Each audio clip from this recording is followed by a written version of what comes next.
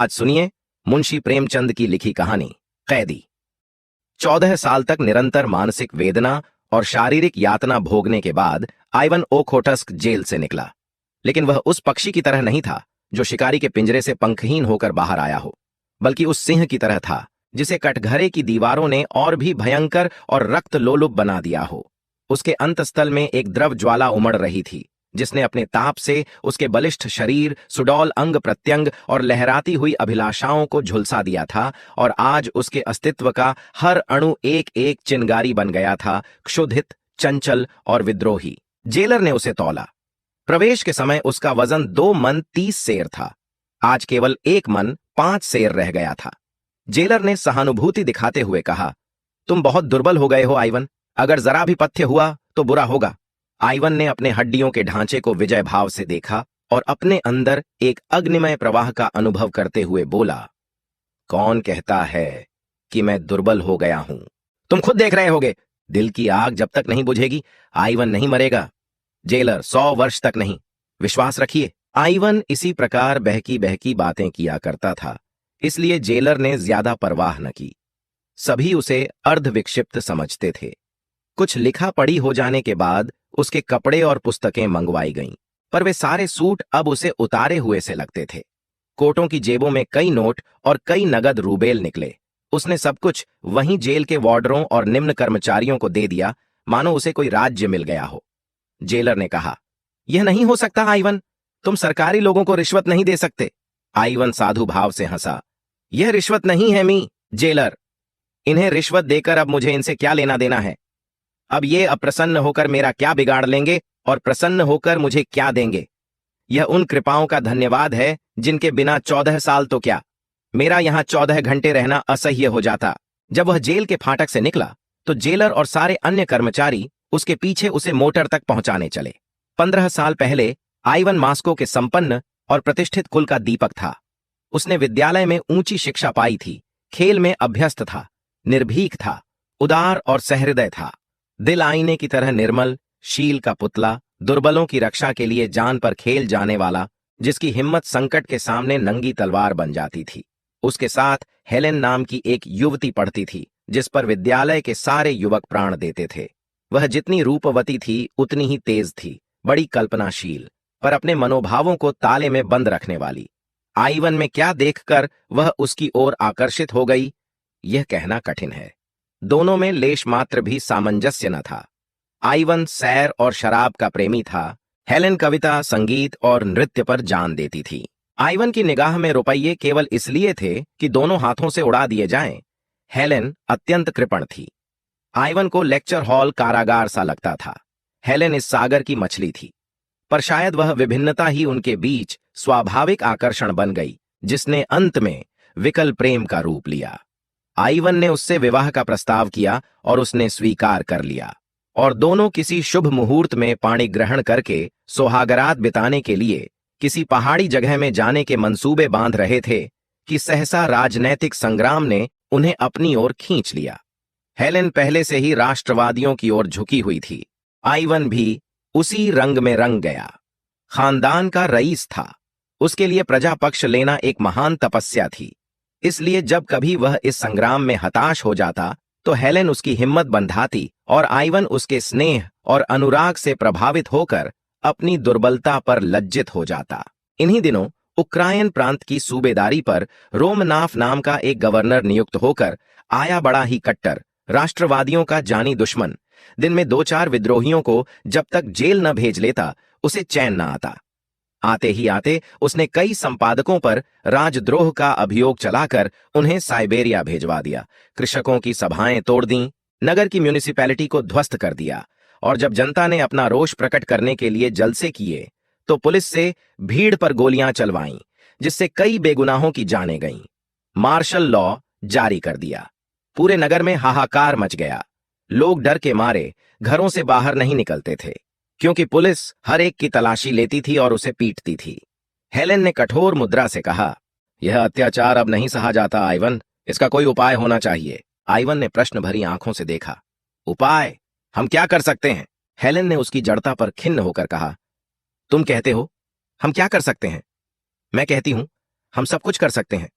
मैं इन्हीं हाथों से उसका अंत कर दूंगी। आइवन ने विस्मय से उसकी ओर देखा। तुम समझती हो, उसे कत्ल करना आसान है। वह कभी खुली गाड़ी में नहीं निकलता। उसके आगे पीछे सशस्त्र सवारों का एक दल हमेशा रहता है। रेलगाड़ी में भी वह रिजर्व डब्बों में सफर करता है। मुझे तो असंभव सा लगता है। हेलेन, बिल्कुल असंभव। हेलेन कई मिनट तक चाय बनाती रही।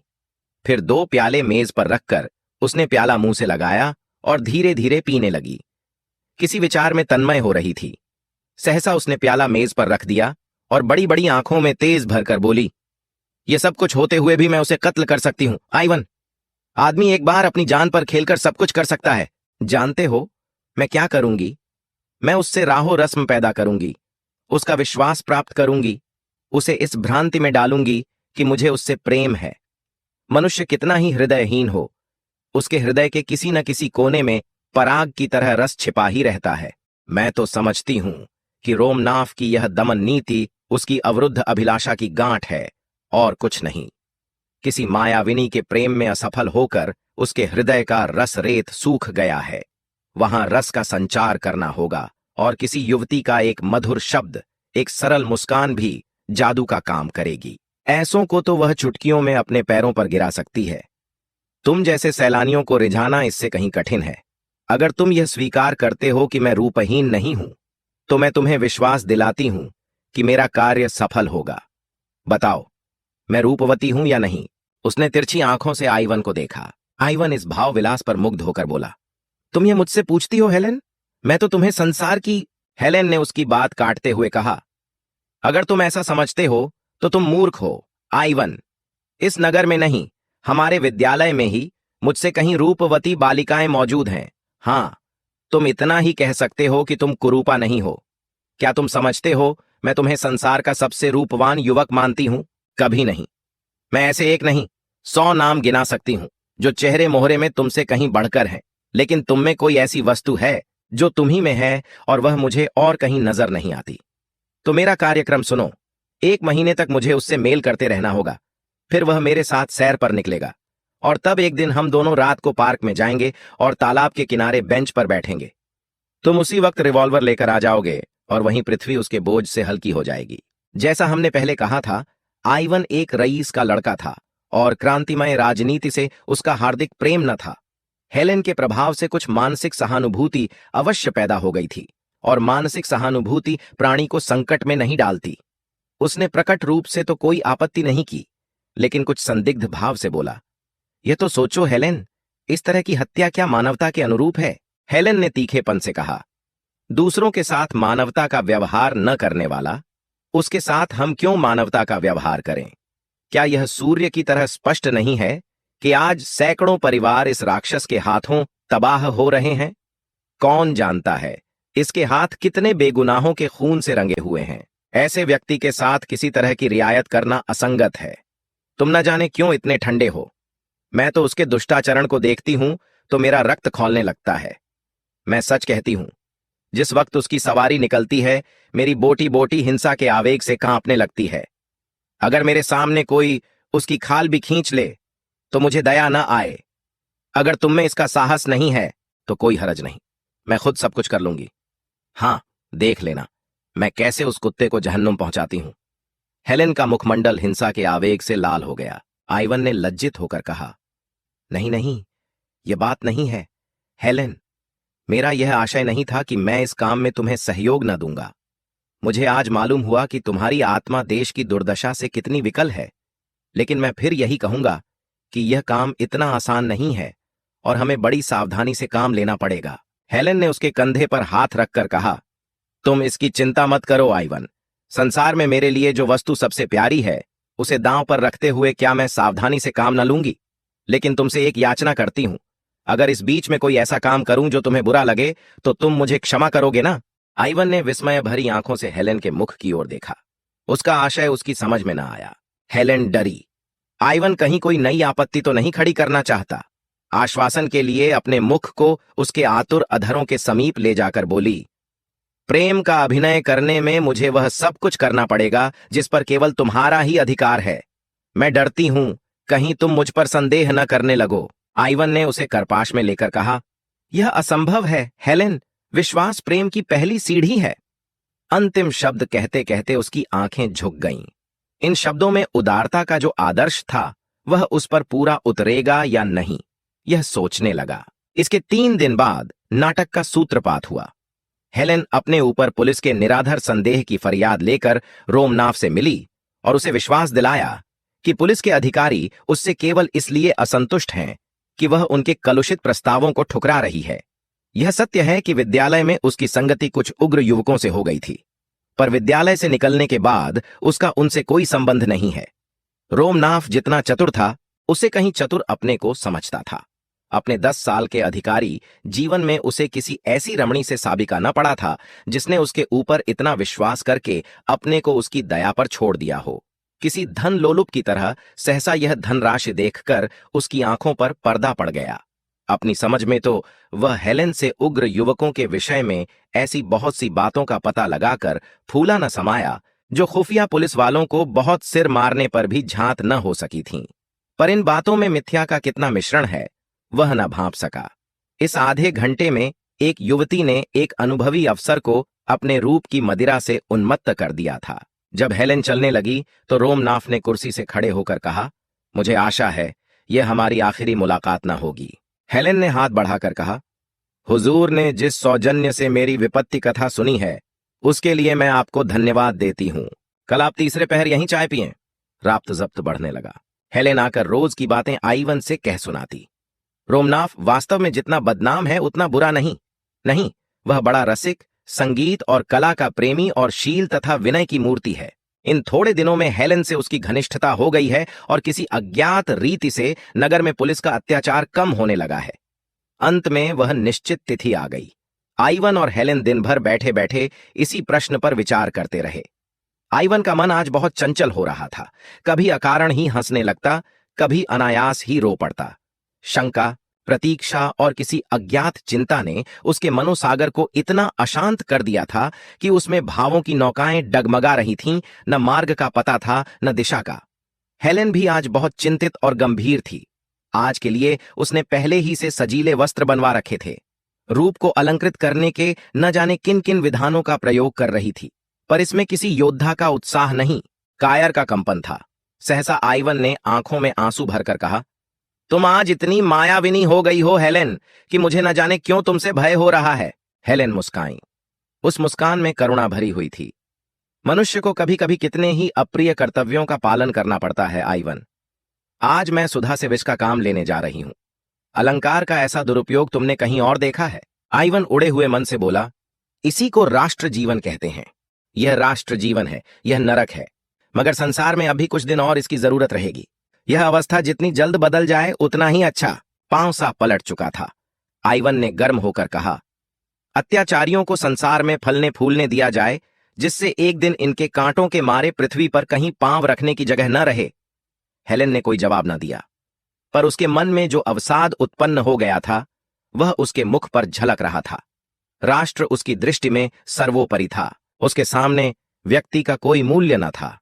अगर इस समय उसका मन किसी कारण से दुर्बल भी हो रहा था तो उसे खोल देने का उसमें साहस न था। दोनों गले मिलकर विदा हुए। कौन जाने यह अंतिम दर्शन हो। दोनों के दिल भारी थे और आंखें सजल। आइवन ने उत्साह के साथ कहा, मैं ठीक समय पर आऊंगा। हेलेन ने कोई जवाब न दिया। आइवन ने फिर सानुरोध कहा, खुदा से मेरे लिए दुआ करना हेलेन। हेलेन ने जैसे रोते हुए गले से कहा, मुझे खुदा पर भरोसा नहीं है। मुझे तो है। कब से? जब से मौत मेरी आंखों के सामने खड़ी हो गई। वह वेग के साथ चला गया। संध्या हो गई थी और 2 घंटे के बाद ही उस कठिन परीक्षा का समय आ जाएगा जिससे उसके प्राण कांप रहे थे। वह कहीं एकांत में बैठकर सोचना चाहता था। आज उसे झांत हो रहा था कि वह स्वाधीन नहीं है। एक बड़ी मोटी जंजीर उसके एक एक अंग को जकड़े हुए थी। इन्हें वह कैसे तोड़े? 10 बज चुके थे। हेलेन और रोमनाफ पार्क के एक कूंज में बेंच पर बैठे हुए थे। तेज बर्फीली हवा चल रही थी। चांद किसी क्षीण आशा की भांति बादलों में छिपा हुआ था।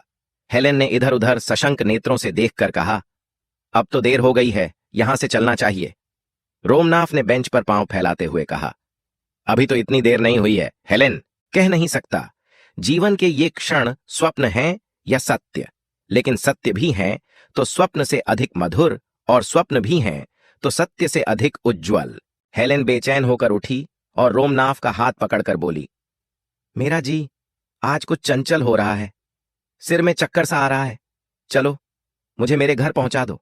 रोमनाफ ने उसका हाथ पकड़कर अपनी बगल में बैठाते हुए कहा, लेकिन मैंने मोटर तो 11 बजे बुलाई है। हेलेन के मुंह से चीख निकल गई, 11 बजे? हाँ, अब 11 बजे ही चाहिए।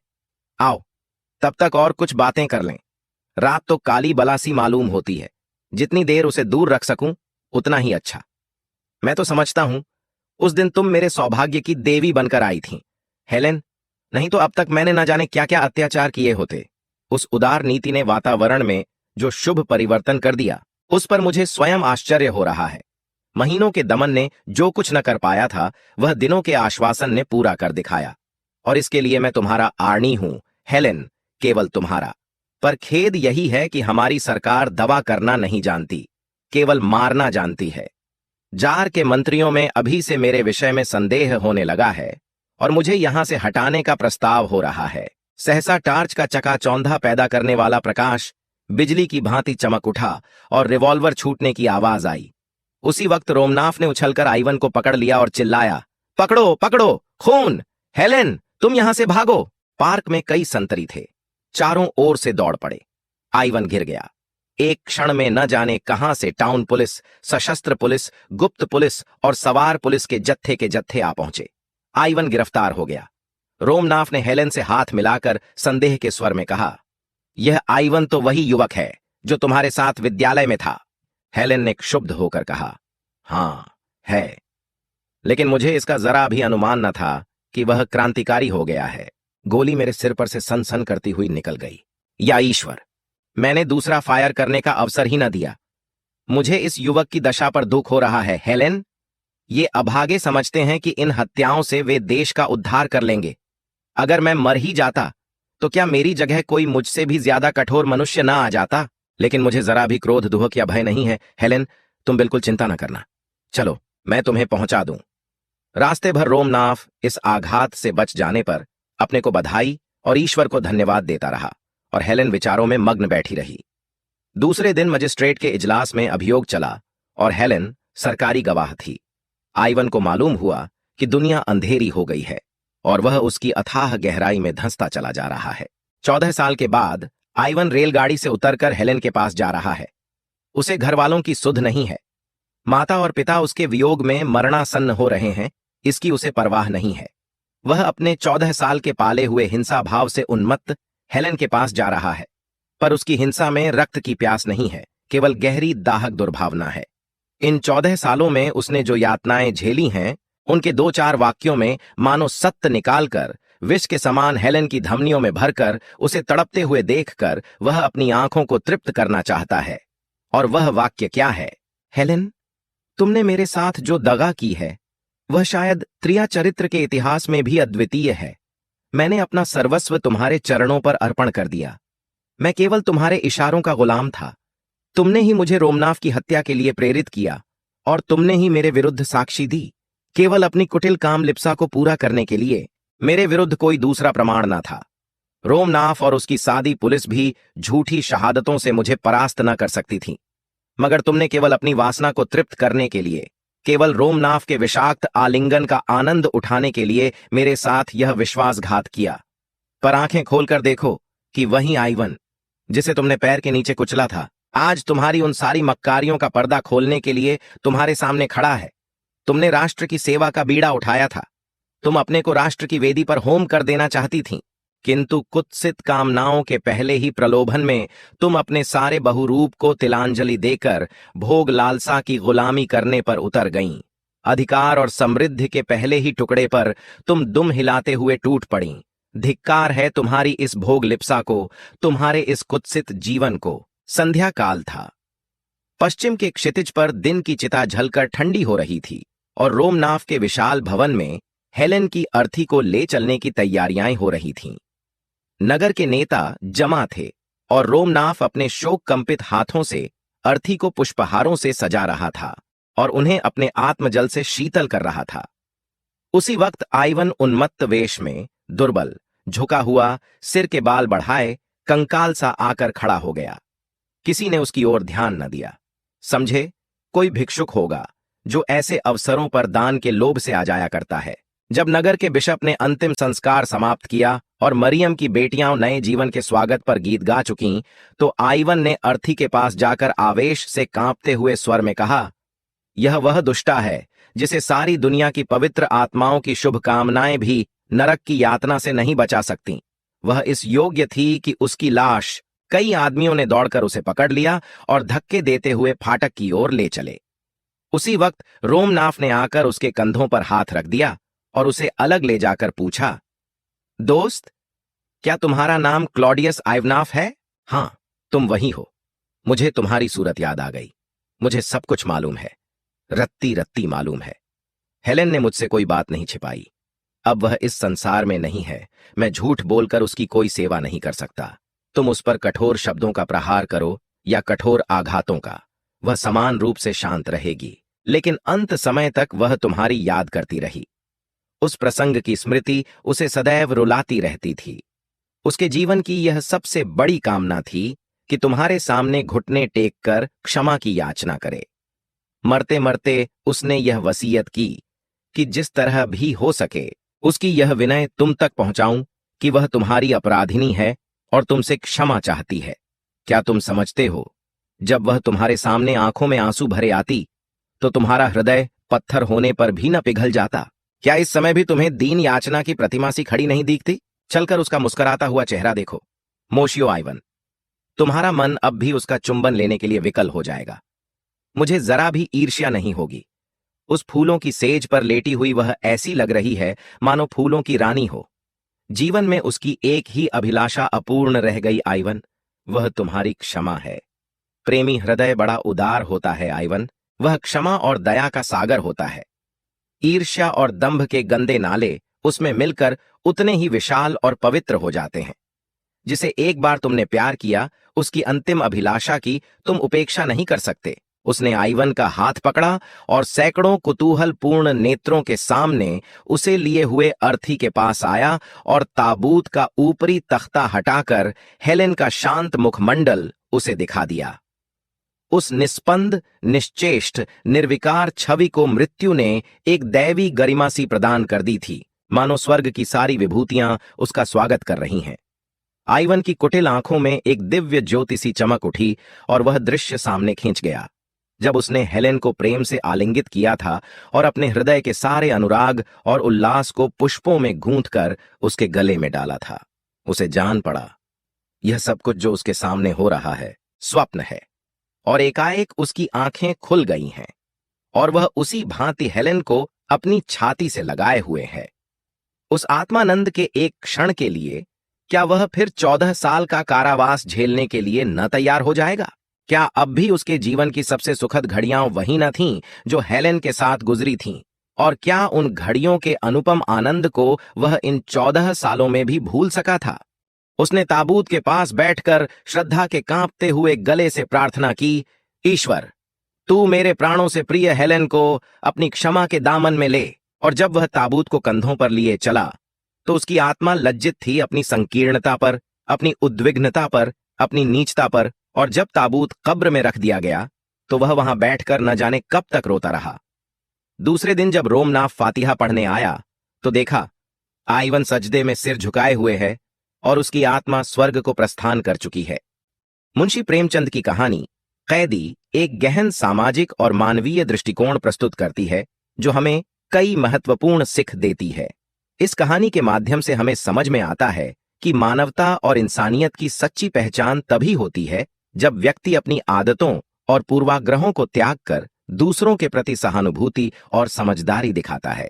कहानी में प्रमुख पात्रों की दास्तान, उनकी मनोदशा और उनके आपसी रिश्ते यह दिखाते हैं कि समाज में कड़ी सजा और क्रूरता के बजाय समझौते, मानवता और क्षमा की आवश्यकता होती है। कैदी का मुख्य पात्र अपने अपराध के पश्चात एक नई शुरुआत की चाहत में बदलाव की दिशा में प्रयासरत है, जो हमें यह सिखाता है कि मनुष्य को कभी भी अपने अतीत की गलतियों को सुधारने और एक नई शुरुआत करने का अवसर नहीं छोड़ना चाहिए। कहानी का एक महत्वपूर्ण संदेश यह भी है कि व्यक्ति का असली मूल्य उसकी स्थिति और उसके कर्मों से नहीं, बल्कि उसकी इंसानियत और समर्पण से मापा जाता है। प्रेमचंद ने इस कहानी के माध्यम से यह स्पष्ट किया है कि सामाजिक व्यवस्था और कानून की कठोरता के बावजूद व्यक्ति की वास्तविक अच्छाई और उसका चरित्र ही उसकी असली पहचान होती है। अंततः कैदी हमें यह भी सिखाती है कि हमें दूसरों के प्रति केवल सहानुभूति और समझ ही नहीं, बल्कि जीवन में गहराई से बदलाव और आत्मसुधार की दिशा में भी सोचना चाहिए। इस तरह कहानी हमें प्रेरित करती है कि हम सभी मानवीय भावनाओं को प्राथमिकता दें और समाज में सकारात्मक परिवर्तन लाने की कोशिश करें। आप सुन रहे थे मुंशी प्रेमचंद की लिखी कहानी कैदी।